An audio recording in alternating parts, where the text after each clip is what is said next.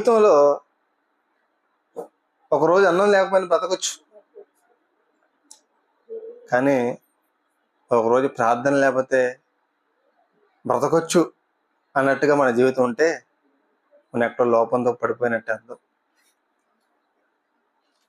అందుకే నేను అన్నాడు, నేను మీ ఇంటికి వచ్చాను, నాకేం పెట్టకపోయినా ఏం కాదు, కానీ నేను చెప్పే మాటలు వినకపోతే నువ్వు నష్టపోతావు మార్తా. మనుషుడు రొట్టె వల్ల మాత్రం కాదు, దేవుని నోట నుండి వచ్చే ప్రతి మాట వలన జీవించును అనే వాక్యం ఉంది.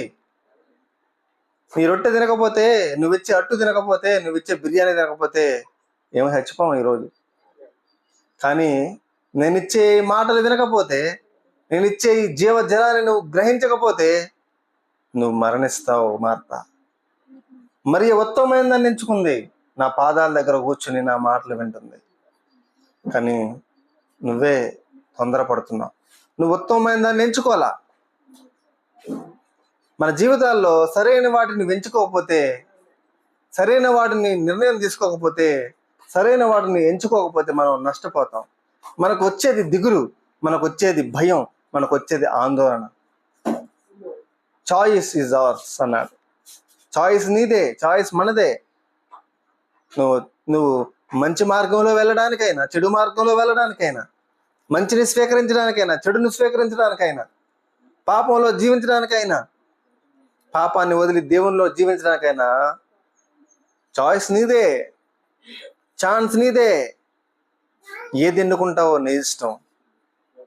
మరియా సరైన దాన్ని ఎన్నుకుంది, మార్తా నువ్వే సరైన దాన్ని ఎన్నుకోవాలా. పైగా నువ్వు నన్ను వచ్చి అంటున్నావు నీకు చింతలేదా అని. ఈరోజున దేవుని మీద ఆ విధంగా గొనిగే వాళ్ళు, సనిగే వాళ్ళు ఉంటూ ఉన్నారండి. దేవుణ్ణి ప్రశ్నించి తిరగబడే వాళ్ళు ఉన్నారండి. కారణం ఏంటంటే వాళ్ళు సరైన దాన్ని ఎన్నుకోకుండా దేవుని కోసం నేను ఏదో చేసేస్తున్నా అనేటువంటి భ్రమలో జీవిస్తూ వారు దేవుని మీదే తిరుగుబాటు చేసే వ్యక్తులుగా తయారవుతున్నారు. దేవుడు ఏది చెప్తున్నాడో దాన్ని చేయకుండా, దేవుడు ఏది ఉత్తమమని చెప్తున్నాడో దాన్ని చేయకుండా, వీరు ఉత్తమమైందని ఎంచుకున్నదే, వీరెంచుకున్నదే ఉత్తమమైందని వీరు భావించి చివరికి దేవుణ్ణి ప్రశ్నించి దేవునిపైన తిరుగుబాటు చేసే మనుషులు తయారయ్యారు ఈ రోజున.